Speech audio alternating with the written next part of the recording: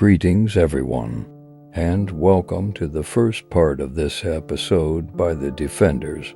It's long overdue for us to disclose the truth about our authentic history and its significance to the world for many years. We have avoided delving into our genuine history and the valuable insights it provides. Today, we will be discussing the pyramids of Giza and their intended purpose. Were they constructed solely for archaeological study? Can we reach a consensus on how they were built? Do they contain a concealed message? And if so, what is it? Moreover, why do we observe recurring occurrences of the mathematical constants pi and phi in these structures? To comprehend the pyramids of Giza, we must first understand the pyramids of Meroe, as they are the reason for the construction of the pyramids of Giza. Meroe was, in fact, the real Egypt. Before 1889, Sudan did not exist as a state, and the term Sudan is racist, implying blacks and freezing their history in the color of their skin. However, lies can only go so far. A line of inquiry in this programme starts with Misr, the cradle of civilization and the land of mysteries, the land where the story of Moses and Pharaoh took place. In fact, the story of Moses and Pharaoh is one of the most repeated stories in the Quran, if not the most. According to the Quran, this story takes place in Misr. The Quran narrates what Pharaoh said, "Don't I own Misr and these rivers that are running from beneath?" Moses also addresses the Israelites and says, "Descend to Misr." Where exactly is Misr that is being referred to in the Quran, and what are its borders? Is it the current Egypt that we know now, with borders from Alexandria in the north to Aswan in the south? Well, the short answer to this question is no. This is actually not what the Quran refers to as the land of Misr, and this is certainly not its borders. Misr means the Nile Valley. Its borders are not just from Alexandria to Aswan.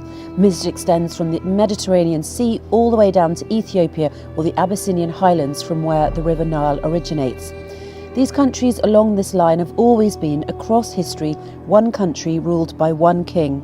Ancient Egyptians, Persians, Ptolemies, Romans, also the Muslim conquests, Rashidi, Umayyads, Abbasi, Fatimiyyan and Ottoman kingdoms ruled Misr as one country. These recently imposed borderlines that divided Misr to Egypt and Sudan were in place only in 1899 upon instructions from the British colony who were there at the time. This was the first and most dangerous formal division for Misr into a northern country named Egypt and a southern country named Sudan. So let's try to connect the dots here. If the valley of the Nile, or Misr, that is mentioned in the Quran covers all this land long before the British conquest and its border definition in 1899, then where exactly in Misr has been the location of Moses and the Pharaoh's story? Has it been in the north of Misr towards today's Egypt, as was taught to us in the history books, or towards the south, currently known as Sudan? The Quran identifies the geographic location of the interactions between Moses and Pharaoh with extreme specificity, leaving no room for doubt. In fact, the Quran mentions 5 descriptions in its narration of Moses and Pharaoh's story: the western side, Yam, Madyun, Turwa and the Tor. The western side, the first location identified by the Quran, is where Moses learned from God that the confrontation with Pharaoh and his army is over. He also learned the timing of his escape with the Israelites from the tyranny of the Pharaoh. This specific location is identified as the western side of Mecca because God said to Prophet Muhammad, "And you weren't, O Muhammad, by the western side as we handled the situation with Moses, and you weren't one of the witnesses." Prophet Muhammad lived in Mecca at the time, and the western side of Mecca is northern Sudan. If anything, this tells us that the story of Moses and Pharaoh took place in what we now know as northern Sudan, or to be precise, in the southern part of Misr before the 1899 borders. By the way, it's worth noting here that back then there was not the land that is now called North Sudan. It was known as the Nubian Kingdom of Kush. Hence, you can confidently say that Misr was in Egypt, Lower Misr, in addition to Kush, Upper Misr, until now the Abyssinian highlands. Kush was the home of people of dark skin called the Kushites, who built a strong civilization economically, politically and spiritually.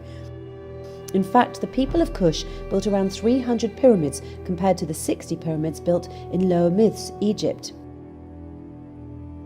There were always disputes between Upper and Lower Misr about who would rule Misr as a whole, and indeed the Nubian Kush or Upper Misr succeeded sometimes in ruling Misr as a whole. Eventually, the Lower Misr, Egypt, succeeded afterwards to control the reign of Misr as a whole, and since the story of Moses and the Pharaoh took place in the current north of Sudan, or in a more accurate description, at the southern part of Misr before the border division took place in 1899. This then means that the story of Moses and the Pharaoh took place in the land of Kush or in the Upper Misr region, and that the Pharaoh that was referred to in the Quran is a proper noun for one of the kings of Kush or Upper Misr that is currently north of Sudan, and not Ramses II, the king of Lower Misr, Egypt, as narrated in some history books. In the Quran, Pharaoh says, "Aren't I the ruler of Misr, and these rivers are running beneath me, can't you see?" If we refer here to Egypt, Lower Misr, as we know it today, it is only one river, the Nile. Nevertheless, the Quran is referring to Upper Misr, which has many rivers. This again implies that the story of Moses and Pharaoh took place in Upper Misr or northern Sudan. The river Al-Yam, the second location mentioned in Moses and Pharaoh's story, refers to where Pharaoh sunk with his army. Another reference to Al-Yam is where Moses' mother sent him afloat in a basket when God ordered her to do so to save him from the soldiers of the Pharaoh. At the beginning of Surat Taha, God says to Moses' mother, "And put him in the coffin and throw him in Al-Yam," referring her to the river. In the same chapter, towards the end of the story of Moses and Pharaoh, God says, "And the Pharaoh and his soldiers followed them, and they've seen from Al-Yam what they've seen." So while we agree that Moses at the beginning of the story was thrown in Al-Yam and the Pharaoh at the end of the story sunk in Al-Yam, we associate two meanings to Al-Yam. We claim that the first Al-Yam is the River Nile and contradict ourselves by saying that the second Al-Yam refers to the Red Sea, where the Pharaoh and his army supposedly met their fate. Wrong. Both instances refer to the river where Moses was left as a child and the place where the Pharaoh and his army sunk beneath the waters. It's clear that Al-Yam in the Quran refers to the same location, which is the River Nile, specifically the part of the Nile in northern Sudan. In fact, the word yam linguistically means water as a source of life and food, and it was used to refer to the Nile Valley in this region, starting from the 4th cataract to the 6th cataract. This area, Yam, is one of the most fertile areas in the Nile Valley and is now called Shendi Branch, where the Nile starts to become wider and with lower fertile banks. Obviously, you're beginning to question here, what about the verses in Quran that explain Moses crossing the sea and the fatal ending of Pharaoh and his army beneath the waters? The Quran says, "And as we parted the sea, and we rescued you and sunk Pharaoh and his followers while you were wandering." Let's address this. The Quran was revealed in Lesson Arabic, so they understand. Arabs use the word bahra for sea or for any large body of water like oceans, seas, rivers, lakes, etc. For example, in Surat Al-Furqan, "And he who combined water from both seas, one is fresh and drinkable, and the other is salty and not drinkable, and made between them isthmus and carved rocks."